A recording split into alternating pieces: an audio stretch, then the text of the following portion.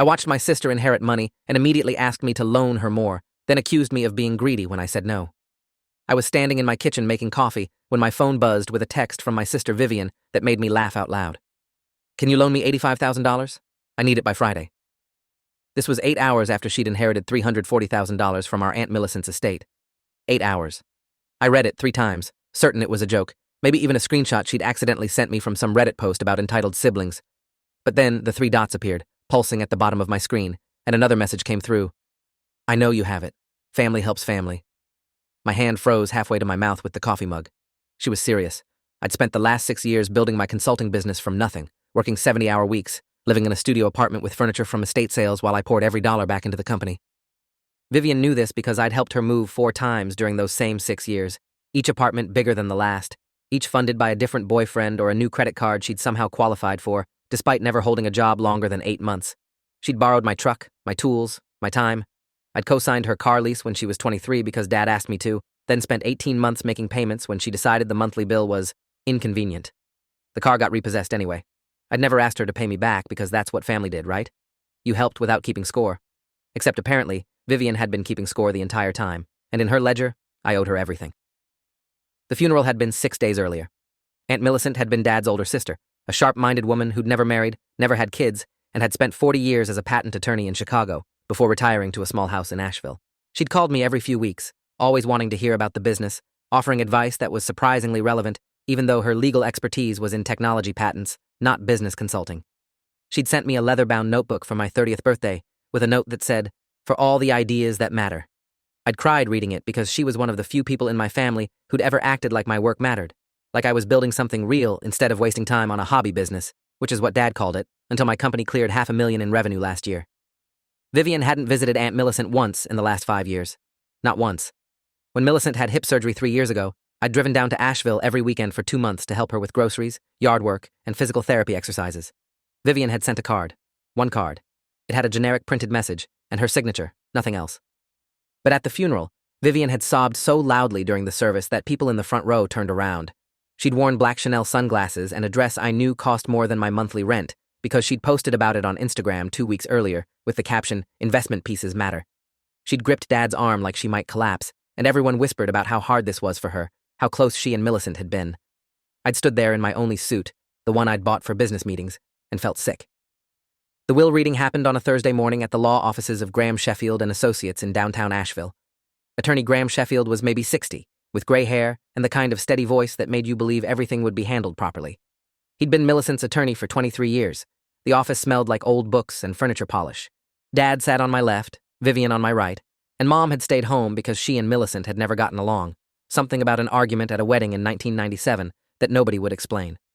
Sheffield opened the folder, adjusted his reading glasses, and began with the standard legal phrasing before getting to the specifics. To me, Millicent left her book collection, approximately 2,000 volumes, along with $15,000 designated specifically for continuing education in business or law, should Nathan choose to pursue it. To Vivian, she left the remainder of her estate, the house in Asheville, her investment portfolio, and liquid assets totaling approximately $340,000 after taxes and fees. I wasn't angry, not even disappointed. Millicent had always been practical, and Vivian was her goddaughter. There was a family logic to it that made sense even if it stung a little. What I didn't expect was Vivian's reaction. She'd gone completely still when Sheffield read the numbers, her face blank, and I'd assumed she was processing the grief mixed with the shock of sudden wealth. Then she'd turned to me and whispered, "That's it?" Like $340,000 was a coupon for a free coffee. I'd stared at her, waiting for the punchline, but her jaw was tight and her eyes had that look she got when she was calculating something, doing math in her head that only ever seemed to benefit her. Sheffield had continued reading, explaining that the house was worth approximately $280,000 and that Vivian would need to decide whether to sell or maintain it within 90 days. She'd nodded absently, still looking at me like I'd personally stolen something from her. The text asking for $85,000 came exactly 8 hours after we'd left Sheffield's office. I stared at my phone in the kitchen, the coffee going cold in my hand, trying to understand the logic. She had more money than she'd ever had in her life, sitting in accounts that would transfer to her within 2 weeks, and she was asking me for nearly 6 figures. I typed back, "Why do you need money? You just inherited everything." The response came in seconds. "The inheritance is tied up. I need cash now for an investment opportunity. This could triple by next year. You'll get it all back plus interest." I set my phone down and paced the kitchen. Investment opportunity. Vivian had once invested $3,000 in a friend's organic juice cleanse startup that folded in 4 months. She'd invested in cryptocurrency in 2021 at the peak and sold at the bottom. She'd bought into a multi-level marketing scheme selling leggings and had boxes of inventory still stacked in Dad's garage. I called her. She answered on the first ring. "So you'll do it?" Her voice was bright, expectant, like I'd already agreed. "Vivian, what investment opportunity requires $85,000 in cash by Friday?" I heard her sigh, that particular sound she made when she thought someone was being deliberately difficult. "It's a real estate flip. My friend Danielle found this property, but we need to move fast. All cash offer. We can resell in 6 months for double." I pinched the bridge of my nose. "You have $340,000 coming to you. Why can't you wait 2 weeks?" "Because we'll lose the property. Nathan, this is a sure thing. I wouldn't ask if it wasn't important." I could hear traffic in the background, realized she was driving. "And you need me specifically because?" "Because you have liquid assets. You're always talking about your business accounts and your emergency fund. This is what emergency funds are for. Opportunities." Something cold settled in my chest. She'd been listening when I'd mentioned the business reserves, the account I'd built up over 3 years of saving every extra dollar, the safety net that let me sleep at night knowing I could handle a slow quarter or an unexpected expense. I'd mentioned it once, maybe twice, in the context of explaining why I couldn't loan her money for her last apartment deposit. "My emergency fund is for business emergencies, Vivian, not real estate speculation." Her voice shifted, got sharper. "Real estate speculation? This is an investment. God, you sound just like Dad, so paranoid about everything. Some of us are willing to take risks." "Risks with other people's money, apparently." The line went silent for 3 seconds. "What's that supposed to mean?" "It means you have $340,000, and you're asking me for more before you've even received it. It means this sounds like every other opportunity you've jumped into." "Wow." Her voice dropped to something cold and flat. "Wow. Okay. So that's how it is. I ask my brother for help, and you throw my past in my face." "I'm not throwing anything. I'm asking reasonable questions." "No, you're being a selfish asshole. You've always been like this, hoarding money, acting superior because you have a business. Newsflash, Nathan, having a consulting company doesn't make you Warren Buffett. It makes you a guy who sends invoices." The words hit harder than I expected. "Viviana." Forget it. Forget I asked. I'll figure it out myself like I always do. But don't come crying to me when you need something, because I'll remember this. Family helps family, except apparently not when Nathan gets to decide. She hung up. I stood in my kitchen holding my phone, feeling like I'd been punched. The coffee had gone completely cold. 20 minutes later, my phone started buzzing. Not a call. Messages. First from Dad. "Your sister called me very upset. What's going on?" Then from my cousin Leslie. "Hey, Viv told me you refused to help her with the estate stuff? What happened?"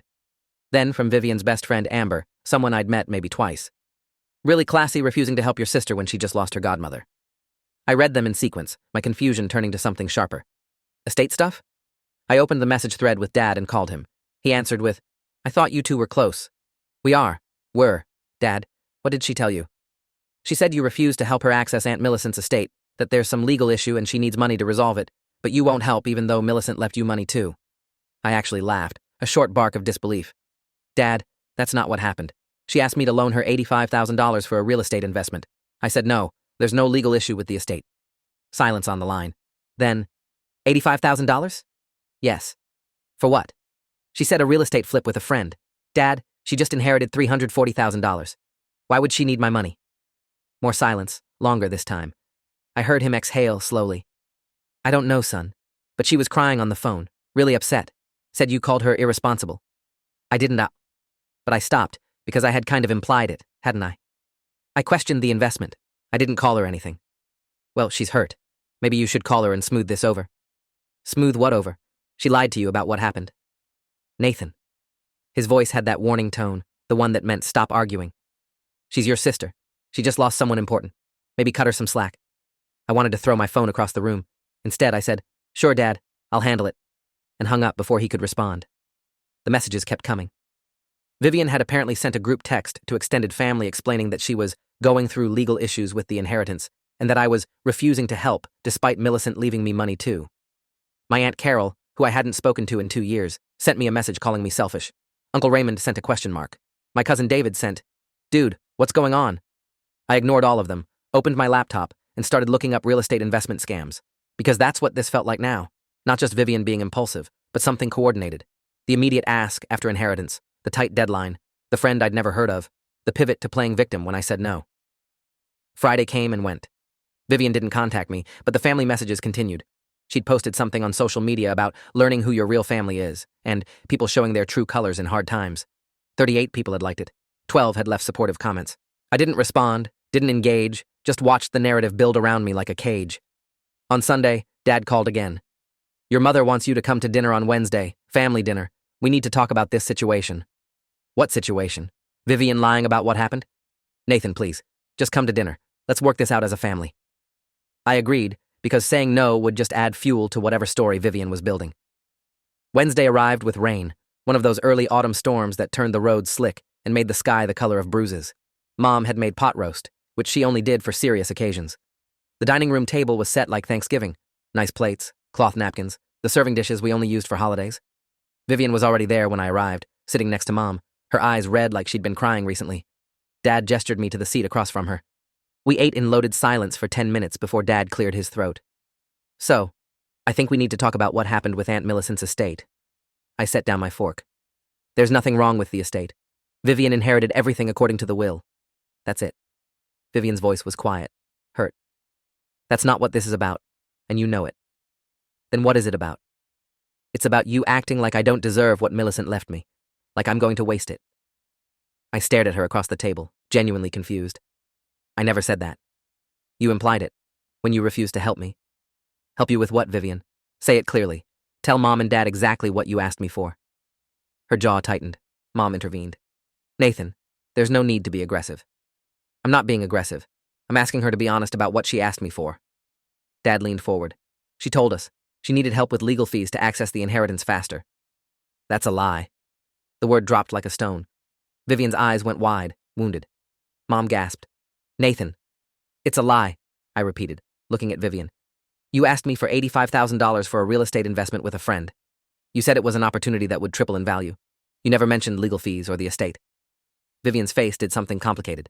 Shock, then calculation, then hurt. She chose hurt. I can't believe you're calling me a liar in front of our parents. Show them the texts, then. She flinched. Actually flinched. What? Show them the texts, the ones where you asked me for money. They're right there in your phone. Show them what you actually asked for. Her hand went to her phone on the table, then stopped. I deleted them. Convenient. I was upset. I didn't want to see them. Her voice rose, cracked. You made me feel like garbage, Nathan. Like I was some kind of beggar. I was trying to include you in an opportunity, and you acted like I was trying to scam you. Were you? The question came out quieter than I intended. Mom stood up. That's enough. Both of you.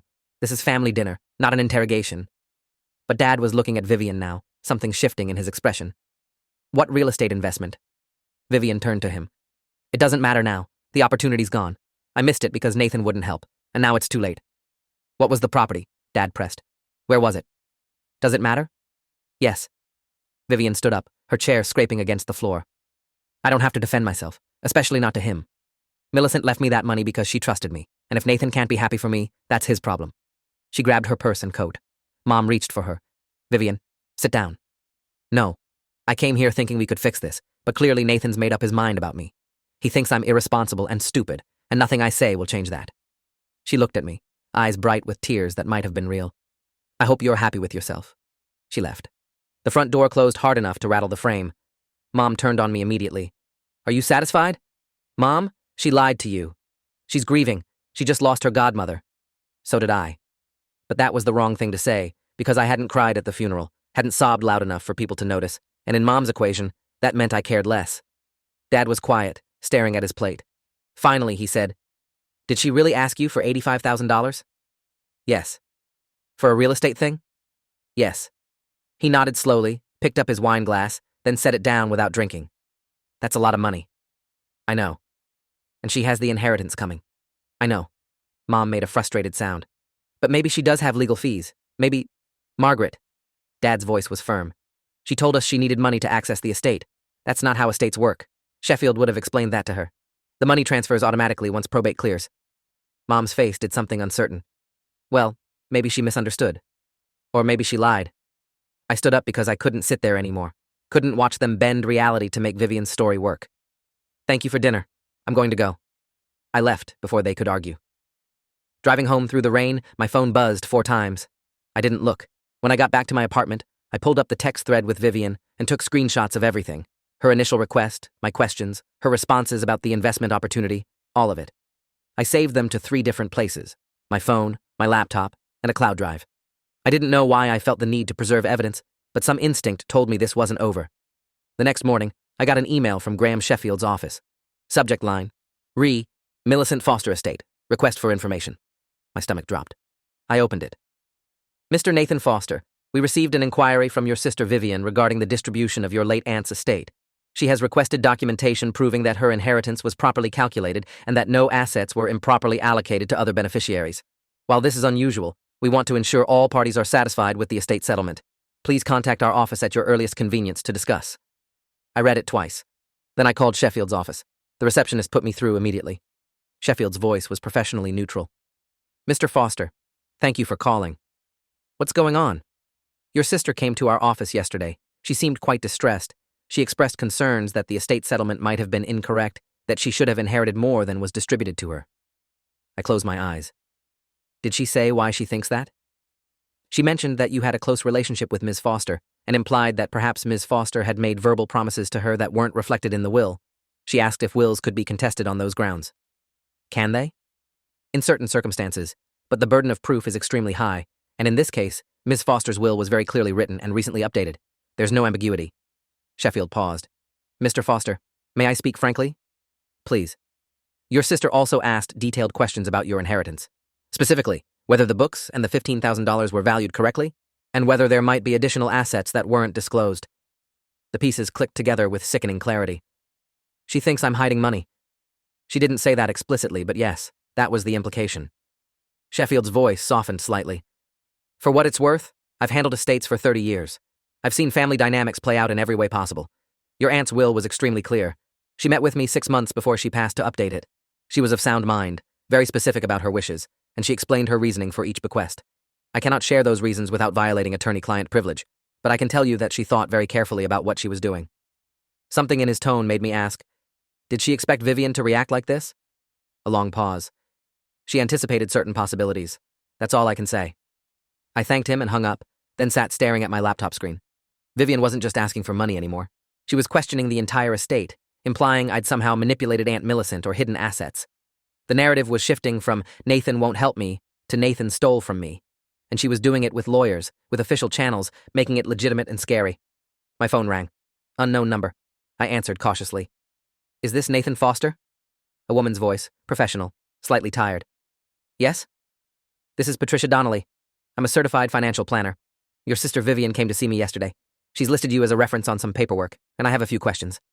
I felt the ground shift under me. What kind of paperwork? She's applying for a business loan. $200,000. She listed you as a business partner and character reference. If this story keeps your interest, please subscribe to get more stories like this. I stood up so fast my chair rolled backward and hit the wall. I'm not her business partner.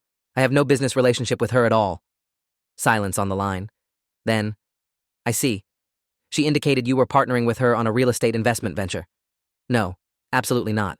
She asked me for a personal loan 3 weeks ago, and I declined. We are not partners in anything. I could hear Patricia Donnelly typing. Mr. Foster, did your sister inherit money recently? Yes. About $340,000 from our aunt's estate. More typing. And she's applying for a $200,000 loan? Apparently. A long exhale. Mr. Foster, I'm going to ask you something directly, and I need you to be honest with me. Do you believe your sister is financially stable? I thought about every bounced check, every maxed credit card, every abandoned investment, every time she'd called Dad crying about money. No. Thank you for your honesty. I won't be approving this loan. She hung up. I stood in my apartment, hands shaking, trying to piece together what was happening. Vivian had inherited more money than most people see in 5 years, and instead of being satisfied, she was trying to borrow more from me, contest the estate, and take out massive loans using my name as a reference. Why? What could possibly require that much money that quickly? I opened my laptop and started searching. Real estate flips, investment scams, debt consolidation, gambling, multi-level marketing, anything that might explain the desperate cash grab. Then I found something that made my blood run cold. A Reddit thread from 2 months ago, posted by someone with the username Viv the Living. The writing style was unmistakable. The post. Just found out my godmother is terminally ill, and I'm her main beneficiary. She has about $400,000 in assets. My brother is also in the will, but getting way less. Problem. I have about $180,000 in credit card debt and personal loans my family doesn't know about. If I inherit the money, can creditors come after it? Should I try to get my brother to take some of it so it's protected? Need advice? ASAP. I screenshot the post, checked the account history. More posts about debt, about hiding purchases, about managing family expectations. One from 3 months ago. How to convince family member to co-sign loan without them knowing the full amount. I felt sick. Really, genuinely sick. The $85,000 she'd asked me for wasn't for an investment. It was to cover debt she'd hidden. And when I said no, she pivoted to contesting the estate, trying to get loans in my name, anything to access more money before her creditors caught up. I called my cousin Leslie, the one who'd texted me asking what happened. She answered on the third ring. Nathan? Les, I need you to be honest with me. Has Vivian asked you for money recently? What? No. Why? Has she asked anyone in the family for money? Silence. Then, she asked Uncle Raymond for $5,000 last month. Said it was for car repairs. Did she get it? Yeah, he gave it to her. I closed my eyes. Les, I need to show you something. I sent her the screenshots, the Reddit posts, the texts where Vivian had asked me for money, everything. Oh my God, Leslie breathed. Nathan, this is... How much debt does she have? At least $180,000 based on what she posted. Maybe more now. The inheritance won't cover it if she's still spending, and I think she's trying to borrow more before everything crashes. Leslie was quiet for a long moment. What are you going to do? I didn't have an answer. That night, I got an email from my bank. Someone had attempted to add themselves as an authorized user on my business account. The request was flagged because it came from an unfamiliar IP address and included information that didn't match my security questions. The attempted name, Vivian Foster. I called the bank's fraud line immediately. They'd blocked the attempt, but the representative told me someone had called claiming to be me, saying they needed to add a business partner for estate planning purposes. They'd gotten past the first security layer before the system flagged inconsistencies. We see these kinds of attempts regularly, the representative said. Usually it's identity theft. Do you know anyone who might have access to your personal information? My sister. You should file a police report. I sat with that advice for 2 hours before I finally called the non-emergency police line. They sent an officer to take a statement. Officer Jerome Whitfield, maybe 35, with the kind of patient expression that suggested he'd heard everything before. He sat at my kitchen table and wrote down everything: the inheritance, the loan request, the Reddit posts, the attempted bank fraud. Has she made any threats against you? No, just family pressure, guilt trips. But she tried to access your bank account without permission. Yes. And she's listed you as a business partner on loan applications without your knowledge. Yes. He clicked his pen. Mr. Foster, this is identity fraud. It's a crime. I can file this report, but you need to understand that if we pursue this, your sister could face charges. I thought about Vivian crying at the funeral. Vivian calling me from college when her roommate drama got too intense. Vivian at 12, making me promise to always be on her side no matter what. I don't want her arrested. I just want her to stop. Officer Whitfield nodded slowly. I understand. But here's the thing. People don't usually stop this kind of behavior on their own, especially if they're desperate. And your sister seems desperate. He was right. I knew he was right. File the report, I said. But don't do anything yet. Just have it on record. He agreed, gave me a case number, and left. I sat in my apartment that felt too quiet and wondered when exactly my sister had become someone I needed police reports to protect myself from. The next day, I got a call from my dad. Nathan, your sister's car was repossessed. I went completely still. What? This morning, tow truck came and took it right from her apartment complex. She's devastated. Dad, how is that possible? She just inherited... I don't know, son. She's saying it's a mistake, that the lease company messed up, but she needs help. She can't get to work without a car. I almost laughed. What work? Vivian hasn't had a job in 4 months. Silence. Then quieter. How do you know that? Because I pay attention. Dad, she's in debt. Serious debt. The inheritance isn't going to fix it because she's already spending more than she received. That's not... Nathan, that's a serious accusation. It's not an accusation. It's a fact. I sent him the screenshots I'd sent Leslie, heard him go quiet as he read them. When he spoke again, his voice was different. Older. Jesus Christ. Yeah. How much does she owe? At least $180,000 that I know of. Probably more. And the inheritance is $340,000 after taxes, which seems like a lot until you realize she's probably still accumulating debt faster than she can pay it off. Dad, she tried to access my bank accounts. She's listing me as a business partner on loan applications I know nothing about. She's not grieving. She's drowning. A long exhale. What do we do? It was the first time my dad had ever asked me that question like I was the adult, and he wasn't. I don't know, but we can't give her money. It won't help. It'll just delay the inevitable. Your mother's going to be crushed. I know. We sat with that for a moment. Then Dad said, I'll talk to her. Your mother. Try to explain. Good luck. I meant it sincerely. That evening, Vivian called me. First time since the dinner disaster. I let it ring twice before answering. Nathan. Her voice was raw. I need help. With what? Everything. It's all falling apart. The car, the credit cards, I can't keep up. For a moment, I felt the old instinct kick in, the protective older brother who'd always fix things. Then I remembered the Reddit posts, the bank fraud attempt, the lies told to lawyers and family. Vivian, how much debt are you in? Silence. Tell me the truth. All of it. It's not that bad. The Reddit post said $180,000. Is that current? I heard her breath catch. You found that? Yes. You had no right to try to access my bank account, to list me as a business partner on loans, to lie to our family about why you needed money. Silence. Longer this time. When she spoke, her voice was small. I didn't mean for it to get this bad. How bad is it? 230,000. The number hit like a physical blow. Jesus, Vivian, how? Credit cards mostly, and a personal loan I took out to pay the credit cards, but then I needed the credit cards again for living expenses and it spiraled. The inheritance won't cover it. I'll have about $110,000 left after I pay everything off, if I'm lucky. So you thought you'd borrow from me. I thought if I could invest it, make it grow, I could fix everything before anyone found out. I wanted to scream. Instead, I said, very calmly, Vivian, you can't invest your way out of debt. That's not how it works. I know that now, her voice cracked. I know, okay? I fucked up. I fucked up really badly, and now I don't know what to do. I closed my eyes. This was the moment. The point where I could either help her or draw a line. You need to tell Mom and Dad the truth. All of it. I can't. You have to. They'll hate me. They'll be disappointed. But they'll help you figure this out. You can't do this alone, and you definitely can't do it by lying and borrowing your way deeper. She was crying now, real tears I could hear through the phone. Nathan, I'm so scared. I know. I'm sorry. For everything. The bank thing, the loan applications, all of it. I was panicking. I know. Will you help me tell them? And there it was. The moment where I had to decide what kind of brother I was going to be. Yes. But Vivian, if you ever try to use my information or access my accounts again, I will press charges. Police reports already filed. Understand? I understand. And you need to get professional help. A financial counselor. Maybe a therapist. This isn't just about money. Okay. Her voice was barely a whisper. We set up a family meeting for Sunday. Mom, Dad, me, and Vivian. This time, no pot roast, no ceremony. Just the 5 of us in my parents' living room with Vivian's laptop open, showing bank statements and credit card balances that made Mom gasp and Dad go gray. Vivian told them everything. The spending, the hiding, the debt, the desperate attempts to borrow more. She showed them the Reddit posts, admitted to the bank fraud attempt, laid it all out. Mom cried. Dad looked like he'd aged 10 years. But they didn't yell. They asked questions.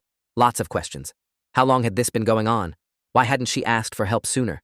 What was she spending money on? Vivian's answers were halting, ashamed, but honest. Clothes she didn't need, trips she couldn't afford, trying to maintain an image for social media, trying to prove she was successful like me. That last part made me flinch. Vivian, I live in a studio apartment. But you have a business. You're doing something real. Everyone talks about how proud they are of you. And you think going into debt to look successful is better? I thought it would become real if I looked the part long enough. It was the saddest thing I'd heard her say. Dad took control of the practical side. He contacted a bankruptcy attorney, got Vivian set up with a credit counseling service, helped her create a realistic budget for what would be left after the inheritance cleared and the debts were paid. Mom found a therapist who specialized in financial anxiety and compulsive spending. I gave Vivian the contact information for a financial literacy course one of my clients had recommended. We built a support structure, but we also built boundaries. No one was giving her cash. No one was co-signing anything. She would handle this with professional help and family support, but not enabling. The inheritance came through 3 weeks later. Vivian paid off $230,000 in debt in one day. Watching those balances go to zero seemed to physically change her. Her shoulders relaxed, her face looked younger. She sold Aunt Millicent's house and put the proceeds toward a small condo purchase, something she could actually afford. She got a job doing social media management for a local nonprofit, using the skills she'd developed building her own carefully curated online presence. It paid $42,000 a year, which wasn't much, but it was steady and it was real. She started seeing the therapist twice a week. Mom went with her sometimes. It wasn't a magical fix. Vivian still struggled. She'd slip sometimes, buy something she didn't need, then return it the next day. But she was trying. Really trying. 4 months after everything exploded, Vivian and I met for coffee. A real conversation, not a family mediation. She looked different, less polished, more genuine. I need to apologize, she said. You did already. No, I mean really apologize, for trying to steal from you, for lying about you to the family, for making you the villain when you were just setting boundaries I didn't want to respect. She met my eyes. You could have pressed charges. You could have let me destroy myself. But you didn't. You're my sister. I know. But I didn't act like you were my brother. I treated you like an ATM, and that was wrong. I nodded. We sat in silence for a moment. Then she asked, "Why did Aunt Millicent leave me so much more than you?" I'd wondered when she'd ask. Sheffield told me she updated her will 6 months before she died. I think she knew you'd need it more. Vivian's eyes went bright. She knew I was in debt? I don't know what she knew specifically, but Millicent was perceptive. She probably saw the pattern even if she didn't know the numbers. And she still left it to me. Yes. Why? I thought about Millicent, about the way she'd always asked pointed questions, always pushed people to think harder. Because she believed you could figure it out. She didn't leave you money to enable you. She left you money to give you one real shot at fixing your life. And she was right. Vivian wiped her eyes. I almost wasted it. But you didn't.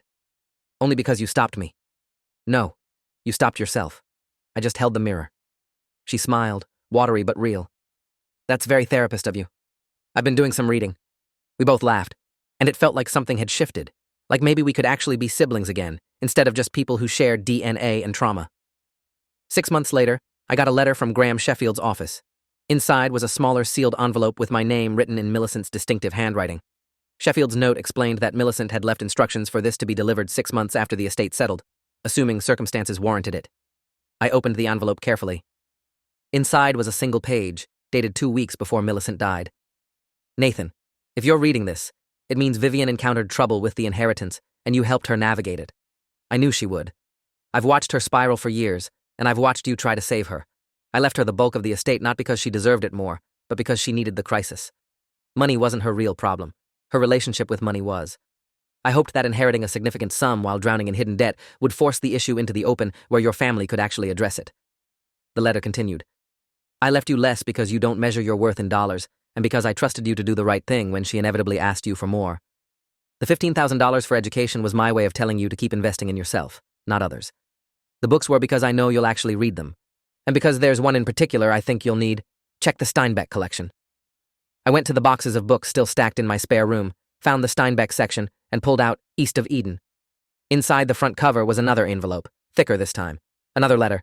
This one's private. You've earned it. Inside was a check for $50,000 and a note. For the brother who knew when to help and when to hold firm. Build something beautiful. M. I sat on my floor surrounded by boxes of books and cried like I hadn't cried at the funeral.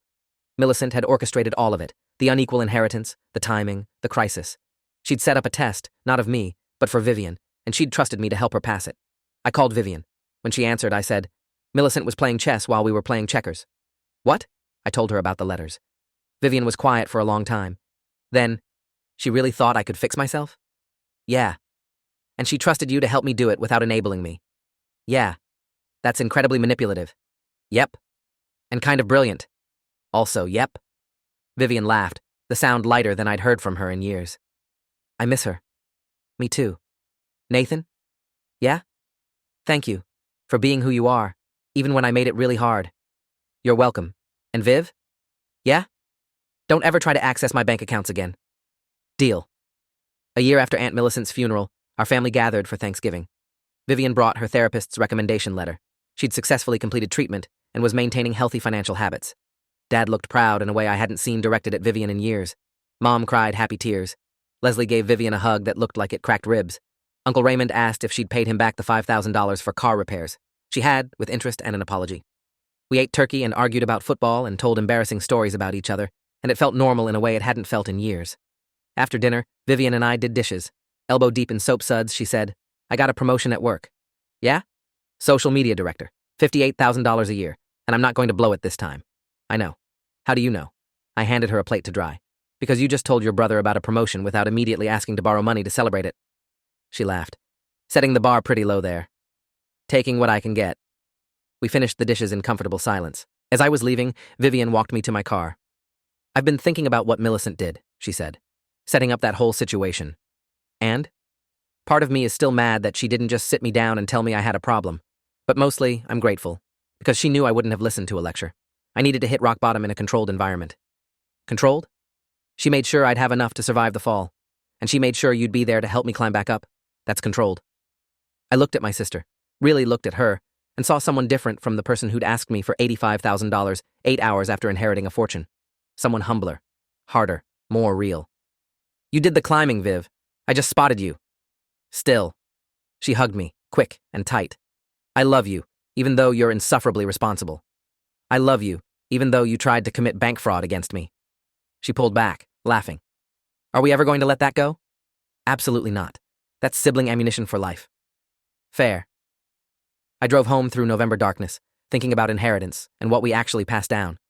Millicent had left Vivian money, but what she'd really given her was a crisis that forced growth.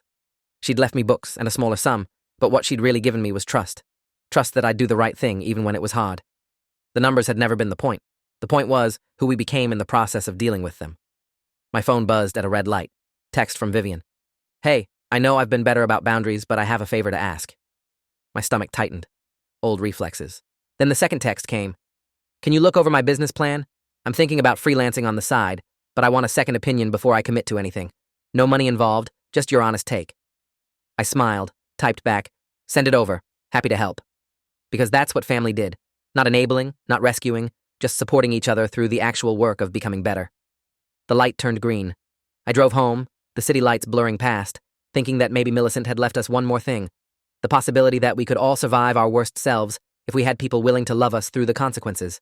And maybe that was the real inheritance all along. Thanks for watching till the end. Make sure to subscribe and like to not miss the next story.